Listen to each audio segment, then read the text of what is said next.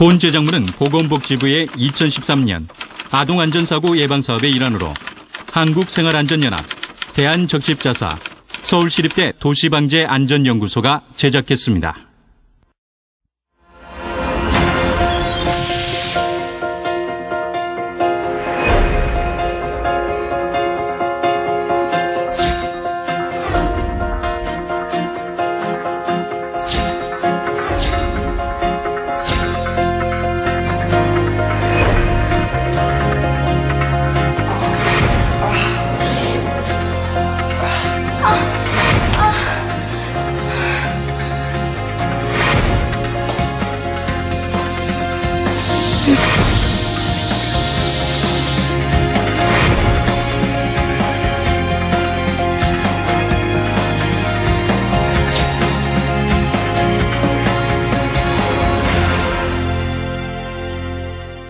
최근 1년 사이 약국 또는 편의점에서 약품을 구매한 경험이 있는 중학생은 54%였고 그중 18%가 일주일에 1에서 2회 복용, 15% 정도는 3회 이상 복용한다고 응답했습니다.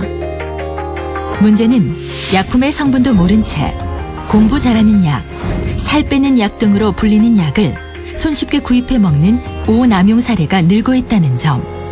게다가 약물의 남용이 건강에 해롭고 부작용이 발생한다는 것 자체를 모르는 청소년들이 60%나 됩니다.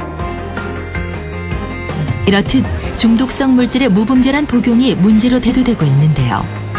최근 가장 심각한 문제는 카페인 성분 과다 복용입니다. 카페인 같은 경우는 공부를 잘하거나 각성을 유지하기, 그러니까 정신을 집중하기 위해서 먹게 되는데요. 그걸 많이 먹게 되면 흥분, 불안, 그리고 손떨림, 경우에 따라서는 경련 같은 의식을 잃고 경련하는 것들이 생길 수 있습니다. 따라서 그런 것들은 위험하고요. 그렇다면 과연 청소년들은 카페인 관련 음식에 대해 얼마나 알고 있을까요? 직접 확인해 보았습니다.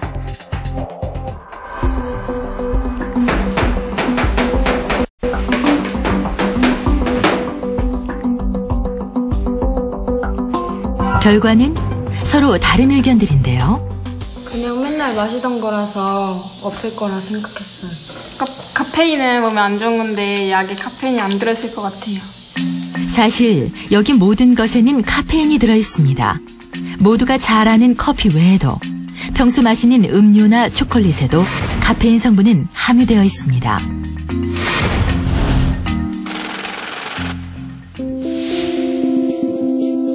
승은이는 오늘도 모닝커피로 하루를 시작합니다.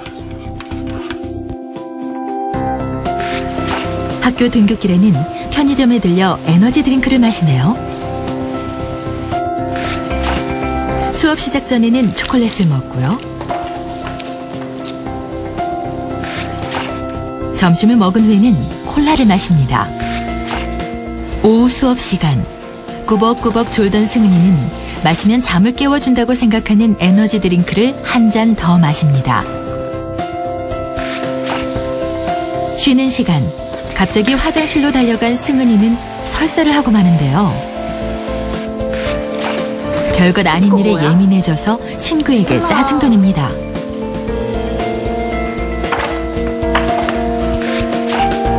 집에 와서 잠을 자려는 승은이는 불면증까지 시달리네요. 그것은 카페인 성분을 많이 먹었기 때문입니다. 체중이 50kg 정도 되는 청소년의 카페인 1일 섭취 제한량은 125mg. 청소년들은 자신의 몸에 맞는 적당량의 카페인 섭취량에 대해 알고 있는지 확인해 보았습니다.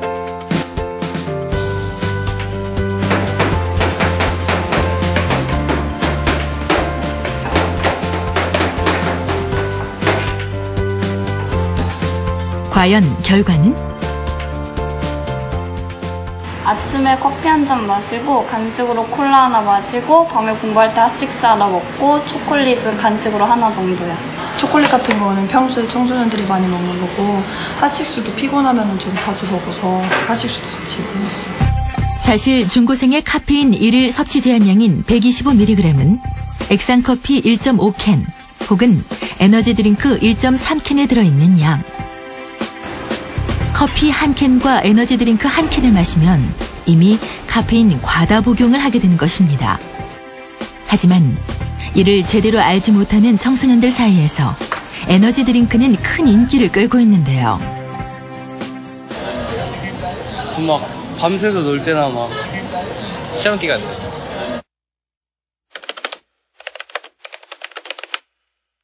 잠은 안 오는데 멍해지고 일단 머리 아프고요. 3일 뒤면 그냥 좀비 돼요.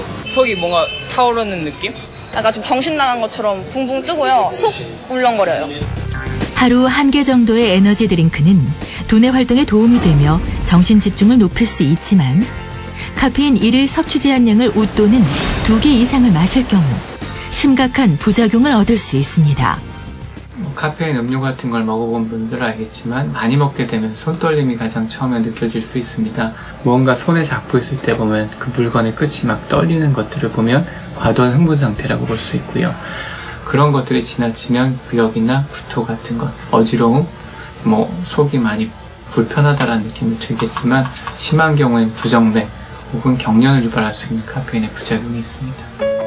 그렇다면 현재 시판되는 에너지 드링크 중에서 마음 놓고 마실 수 있는 것은 없는 것일까요? 검사 결과 대부분이 2개 이상을 마실 경우 카페인 과다 섭취를 하게 되는 것으로 나타났습니다.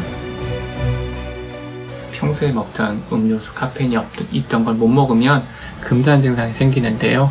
되게 무기력하고 경우에 따라 집중이 안 되고 많이 피곤한 듯한 증상을 가져올 수가 있습니다.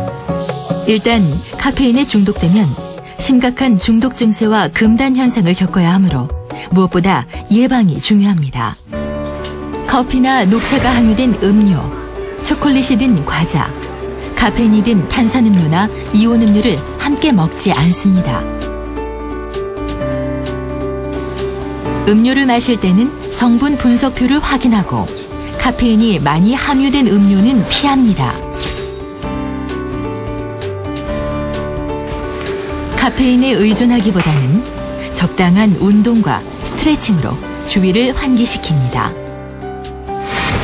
청소년의 약물 오남용 문제는 비단 카페인 중독만이 아닙니다.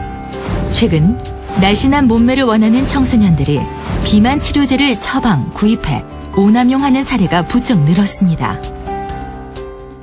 비만 치료제는 식욕 억제제나 혹은 지방 분해 억제제, 그 다음에 호르몬 제제 등의 기타 다른 형태들로 다양한 한약 제제까지 포함해서 있습니다. 기본적으로 식욕 억제제 계통에는 안 먹어도 배불러서 안 먹는 혹은 지방 분해를 억제하기 때문에 먹었던 음식이 잘 분해가 안 돼서 배가 포만감을 유지하는 그런 것들을 과도하게 먹었을 때는 영양 섭취에 장애가 올 수 있습니다. 기타 호르몬 제제 같은 경우에는 몸이 정상적으로 성장하는 성장기에는 여러 가지 균형을 깨뜨릴 수 있다는 문제점이 있겠습니다. 복용의 문제점을 깨닫고 중단을 할지라도 장기간의 복용 후라면 극도의 피로와 정신적 우울증, 수면 장애가 발생할 수 있기에 비만 치료제의 섭취는 주의해야 합니다. 청소년 약물 오남용의 문제는 몸에 내성이 생기게 하는 경우도 있습니다. 대표적인 예가 변비약 오남용의 경우인데요. 2-3 알만 먹어도 배변이 가능한 약을 계속적으로 먹는다면 나중에는 몇십 알을 먹어도 배변이 쉽지 않으며 최악의 경우 대장 질환을 초래하여 수술을 해야 할 상황까지도 만들 수도 있습니다. 먹기 전에 성분 분석표를 확인하고 의사나 약사의 의견을 들어보고 적당량만 먹고 자신이 먹은 것을 기억하라. 위험한 약물 오남용의 늪에 빠지지 않는 길입니다.